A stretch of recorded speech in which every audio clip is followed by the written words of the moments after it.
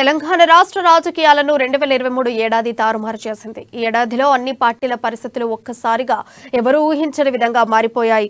ఇక చూసుకుంటే 2024లో తెలంగాణ రాజకీయ భవిష్యత్తు ఎలా ఉండబోతుంది? దీనిపై మరింత సమాచారం మా ప్రతినిధి రాజు లైవ్ ద్వారా తెలియజేస్తారు.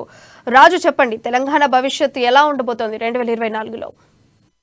2023వ సంవత్సరము బీఆర్ఎస్ పార్టీకి అయితే కలిసి రాలేదని చెప్పాలి మనం. ఎందుకంటే ముఖ్యంగా 2023 సంవత్సరంలోకి ఎంటర్ అయిన తర్వాత బీఆర్ఎస్ అయితే ఎన్నో ఆశలు పెట్టుకుంది. రాష్ట్రంలో మూడవసారి అధికారం సాధించి హ్యాట్రిక్ ఒక విజయాన్ని సౌత్లో ఇంతవరకు ఎవరికి కూడా సాధ్యం కానటువంటి హ్యాట్రిక్ విజయాన్ని సాధించి రికార్డు సృష్టించాలని అయితే బీఆర్ఎస్ పార్టీ అనుకుందో అందుకు అంచనాలకు అనుగుణంగా కూడా ప్రజలు తీర్పు ఇవ్వడం జరిగింది. ముఖ్యంగా మనం చూసుకున్నట్టయితే 2023వ సంవత్సరంలో బీఆర్ఎస్ పార్టీ రాష్ట్రంలో అధికారంలోకి వచ్చి అదేవిధంగా దేశవ్యాప్తంగా కూడా పార్టీని విస్తరించాలని చెప్పి పార్టీ పెద్దలు ఏదైతే అనుకోవడం జరిగిందో పార్టీ పెద్దలు ప్రణాళికలు వేసుకోవడం జరిగింది. ఇప్పటికే టీఆర్ఎస్ పార్టీని గత సంవత్సరం అక్టోబర్లో బీఆర్ఎస్గా మార్చి ఈ 2023వ సంవత్సరంలో మొత్తం గ్రౌండ్ లెవెల్లో ప్రిపేర్ చేసుకుందామని చెప్పేసి పార్టీ పెద్దలు ఇప్పటికే మహారాష్ట్ర కానివచ్చు, ఇటు ఆంధ్రప్రదేశ్లో కానివచ్చు ఇన్ఛార్జీలను కూడా నియమించుకోవడం జరిగింది. ఈ నేపథ్యంలోనే వాళ్ళకు ఒక ఊహించని షాక్ అయితే తగిలింది. ముఖ్యంగా సాధారణ ఎన్నికల్లో 2023 డిసెంబర్లో నవంబర్ 30న జరిగినటువంటి ఎన్నికల్లో బీఆర్ఎస్ పార్టీకి ఒక ఘోర ఓటమి అయితే చూపించడం జరిగింది. ప్రజలు ముఖ్యంగా అధికారంలోకి వస్తాము అనుకున్న వాళ్ళను కేవలం 39 సీట్లకే పరిమితం చేసి కాంగ్రెస్ పార్టీకి అధికారాన్ని కట్టపెట్టడం జరిగింది. ఈ నేపథ్యంలోనే బీఆర్ఎస్ నేతలు అయితే ఒకంత షాక్కు గురవడం జరిగింది. వాళ్ళందరూ కూడా ఊహించలేదు ఈ ఫలితాన్ని అని చెప్పేసి కూడా వాళ్ళందరూ కూడా చెప్తా ఉన్నారు. ఇక్కడ గెలిచిన తర్వాత దేశవ్యాప్తంగా వెళ్దామనుకున్నటువంటి పార్టీ యొక్క ప్రణాళికలు ఏవైతే ఉన్నాయో ఆదిలోనే ఇక్కడనే అంతమయ్యాయని చెప్పి కూడా పార్టీ శ్రేణులు అయితే ఒక డీలా పడ్డ పరిస్థితి అయితే ఉంది అని చెప్పవచ్చు. 2023 సంవత్సరంలో బీఆర్ఎస్ పార్టీకి ఖచ్చితంగా కలిసి రాలేదని చెప్పి పార్టీ నేతలే ఒప్పుకుంటా ఉన్నారు. ముఖ్యంగా వీటన్నిటికీ చాలా కారణాలు ఉన్నాయని చెప్పి పార్టీ ఇప్పటికే చాలామంది నేతలు కూడా కొంతమంది బహిరంగంగా మాట్లాడుకున్నప్పటికీ కొంతమంది లోపల కూడా మదన పడతా ఉన్నారు. ఇట్లాంటి ఫలితాలను మేము ఎక్స్పెక్ట్ చేయలేదు అని చెప్పి కూడా అంటా ఉన్నారు. ముఖ్యంగా ఇందులో మనం చూసుకున్నట్టయితే ప్రధానంగా ఈ ఓటమికి ప్రధాన కారణాలు సిట్టింగ్లకు సీట్లు ఇవ్వడమే అని చెప్పేసి కూడా ఒక మేజర్ కారణంగా కూడా విశ్లేషకులు కూడా చెప్తా ఉన్నారు. 119 నియోజకవర్గాలకు సంబంధించినటువంటి తెలంగాణ రాష్ట్రంలో 115 మందికి ఒకటేసారి సింగిల్ ఫస్ట్ ఫేజ్లో టికెట్ కన్ఫర్మ్ చేయడం, ఇందులో మెజారిటీ సభ్యులు 100కు పైగా కూడా సిట్టింగ్లకు సీట్లు ఇవ్వడం కూడా ఇవన్నీ కూడా బీఆర్ఎస్ పార్టీకి వ్యతిరేకంగా ఉన్నాయని చెప్తా ఉన్నారు. ముఖ్యంగా బీఆర్ఎస్ ఎవరైతే ఎమ్మెల్యేలు ఉన్నారో వాళ్ళందరికీ కూడా ప్రజల్లో చాలా వ్యతిరేకత ఉంది అని చెప్పేసి కూడా కేసీఆర్ పసిగట్టలేకపోయారు. సో ఇవన్నీ కారణాల వల్లనే బీఆర్ఎస్ ఓటమి పాలైందని చెప్పి కూడా చెప్తున్నారు. మరోవైపు సిట్టింగ్లు ఎమ్మెల్యేలతో పార్టీ నేతలతోనే కాకుండా ముఖ్యంగా నిరుద్యోగులు నీళ్లు నిధులు నియామకాలపై ఏర్పడ్డ తెలంగాణ రాష్ట్రంలో ముఖ్యంగా నిరుద్యోగులు అయితే ఒకంత అసహనంతో ఉన్నారు, ప్రభుత్వంపై తీవ్ర వ్యతిరేకతతో ఉన్నారు. వాళ్ళందరూ కూడా ఎవరైతే ఆశించడం జరిగిందో రాష్ట్రంలో ఉన్నటువంటి ఖాళీగా ఉన్నటువంటి దాదాపు 192,000 ఉద్యోగాలు ఖాళీగా ఉన్నాయని చెప్పేసి బీఆర్ఎస్ ప్రభుత్వం నియమించినటువంటి బిశ్వాల్ కమిటీయే ఒక రిపోర్ట్ను ప్రభుత్వానికి అందజేయడం జరిగింది.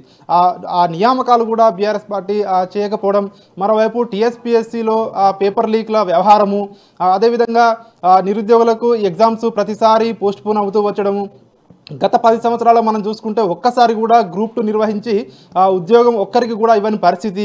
సో ఇవన్నీ అదేవిధంగా డిఎస్సి నిర్వహించకపోవడం ఇవన్నీ కూడా నిరుద్యోగుల్లో ఒకంత వ్యతిరేకతకు కారణమైంది. మరోవైపు వీళ్ళే కాకుండా ప్రభుత్వ ఉద్యోగుల్లో కూడా ప్రభుత్వంపై తీవ్ర వ్యతిరేకత కూడా కట్టుకుంది. ముఖ్యంగా చాలా వరకు కూడా 317 జీవో కావచ్చు, అదేవిధంగా స్పౌస్ బదిలీలు కావచ్చు, అదేవిధంగా ప్రభుత్వ ఉద్యోగులకు మొదటి తారీఖు జీతం ఇవ్వకపోవడం కావచ్చు, అదేవిధంగా ప్రభుత్వ ఉద్యోగులను ఇబ్బంది పెడతా ఉన్నారు అని చెప్పి, అదేవిధంగా ట్రాన్స్ఫర్ల విషయంలో కూడా వివక్ష చూపిస్తున్నారని చెప్పేసి కూడా ప్రభుత్వ ఉద్యోగులు ఏదైతే భావించడం జరిగిందో ఇవన్నీ కూడా బీఆర్ఎస్ పార్టీకి ఓటమికి కారణాలయ్యాయని చెప్పి కూడా చెప్తా ఉన్నారు. అయినప్పటికీ బీఆర్ఎస్ పార్టీ సంక్షేమ మంత్రాన్ని నమ్ముకుంది. మాకు రైతులు అండగా ఉన్నారు, మేము రైతు బంధు ఇస్తున్నాము, అదేవిధంగా దళిత బంధు ఇస్తున్నాము, బీసీ బంధు ఇస్తున్నాము, ఖచ్చితంగా కులాల వారీగా కూడా మేము పథకాలు ఇచ్చాము, ఖచ్చితంగా ఈ పథకాలే మమ్మల్ని గెలిపిస్తాయని చెప్పేసి కూడా ధీమా వ్యక్తం చేశారు.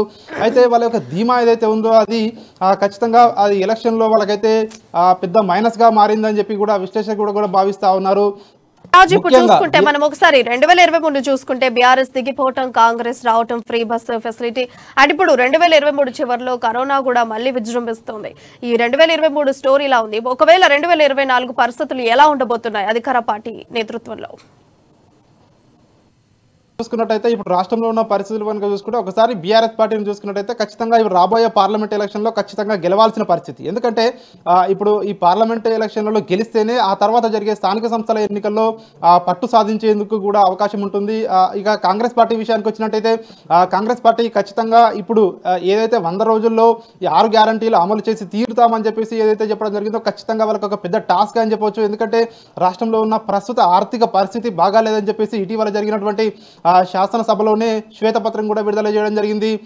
ఇటు విద్యుత్పై అదేవిధంగా ఇటు ఆర్థిక స్థితిపై ఈ రెండు కూడా అదేవిధంగా దాదాపు 7 లక్షల కోట్ల అప్పు కూడా రాష్ట్రం మూటగట్టుకుంది అని చెప్పి కూడా చెప్తా ఉన్నారు. ఇవన్నిటి నేపథ్యంలోనే ఇప్పుడు ఇవన్నీ సంక్షేమ పథకాలు అమలు చేయాలి అనేది పెద్ద టాస్క్ ఉంది కాంగ్రెస్ పార్టీ ముందు. ముఖ్యంగా 100 రోజుల్లో అమలు చేసి తీరాలి.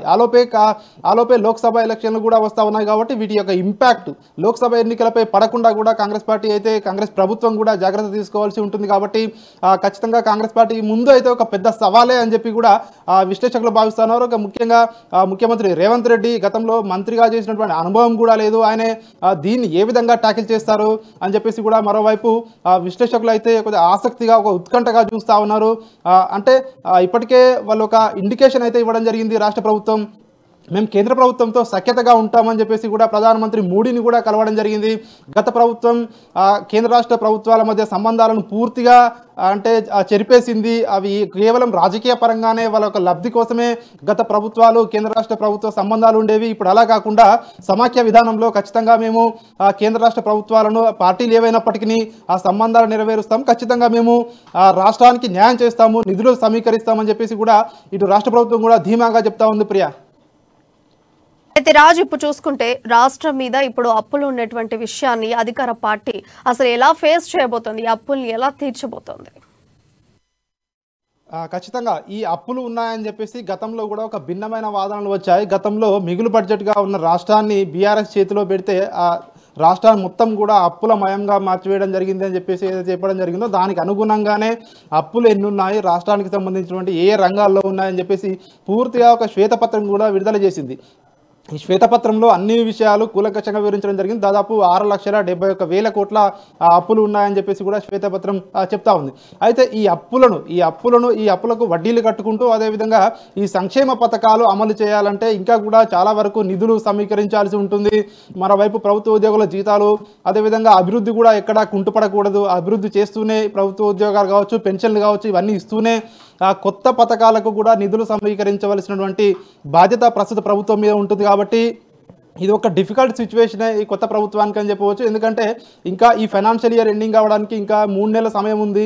అయినప్పటికీ గత బీఆర్ఎస్ ప్రభుత్వం ఇప్పటికే మార్చి వరకు ఏదైతే ఈ ఫైనాన్షియల్ ఇయర్లో తీసుకోవాల్సిన అప్పులను మొత్తం కూడా తీసుకుంది, కొత్త అప్పులు కూడా తీసుకునే పరిస్థితి లేదు అని చెప్పేసి కూడా ప్రస్తుత ప్రభుత్వం అయితే ఆరోపిస్తూ ఉంది. అయినప్పటికీ ఈ యొక్క సిచ్యువేషన్ ఖచ్చితంగా మేము అధిగమిస్తాము, ఖచ్చితంగా మేము ఏదైతే ప్రజలకు హామీ ఇచ్చామో ఆ హామీని నెరవేరుస్తాము అని చెప్పేసి కూడా ప్రభుత్వం అయితే ఒక ధీమా అయితే వ్యక్తం చేస్తూ ఉంది. ప్రియా, 2023 అసలు ఏ పార్టీకి బ్యాడ్ లక్ నడిచింది అని చెప్పుకోవచ్చు? ఖచ్చితంగా మనం చూసుకున్నట్టయితే ప్రస్తుత పరిస్థితుల్లో బీఆర్ఎస్ పార్టీ ఇందులో మొట్టమొదటిగా ఈ సంవత్సరము ఖచ్చితంగా అచ్చిరాలేదని చెప్పడానికైతే బీఆర్ఎస్ పార్టీకి అయితే ఎక్కువగా నష్టం జరిగిందని చెప్పవచ్చు.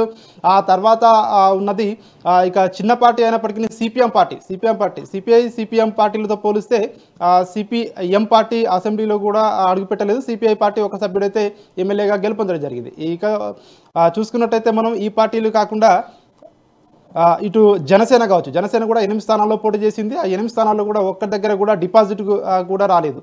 ఇక చూసుకున్నట్టయితే బీజేపీ పార్టీ గతంలో కేవలం ఒక సభ్యుడే గెలిచాడు. ఆ తర్వాత జరిగినటువంటి ఉప ఎన్నికల్లో 2 సభ్యులు, మొత్తంగా ముగ్గురు సిట్టింగ్లు ఉన్న పార్టీకి ఈసారి 8 మంది కాస్త ఊరట అని చెప్పవచ్చు. ఎందుకంటే 3 సభ్యుల నుండి ఇప్పుడు 8 సభ్యులకు ఎగబాకడం అదొకటి కొంత అంటే మాకు ఓట్లు పెరిగాయి, సీట్లు పెరిగాయని చెప్పుకోవడానికి బీజేపీ నేతలకైతే వాళ్ళకు ఒక అంటే ఆశాజనకంగా ఉంటుంది. రాబోయే పార్లమెంట్ ఎలక్షన్లో కూడా ఖచ్చితంగా మేము సత్తా చాటుతామని చెప్పి వాళ్ళ వర్షన్ వాళ్ళు చెప్తా ఉన్నారు.